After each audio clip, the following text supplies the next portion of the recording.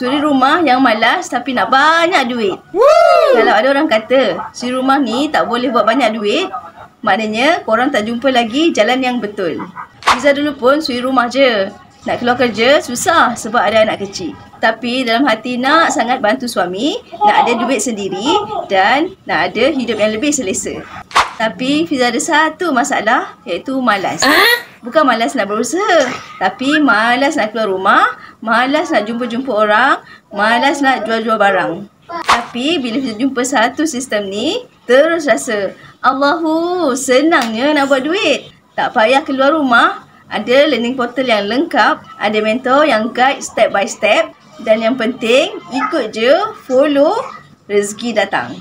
Nak tahu Fiza buat apa? Jangan lupa follow Fiza, like video ni dan korang komen nak tahu. Kalau Fiza boleh, korang pasti boleh. Nak tahu Fiza buat apa? Macam mana Fiza buat bisnes dari rumah? Korang komen nak tahu dan terus klik link dekat bio, isi borang dan submit. Fiza akan sharekan details bisnes dengan korang semua. Fiza guide, Fiza support, janji korang mula dulu. Ingat tau, kadang kita tak malas pun. Cuma kita belum jumpa jalan yang sesuai dengan hidup kita. Jangan tunggu perfect baru nak mula.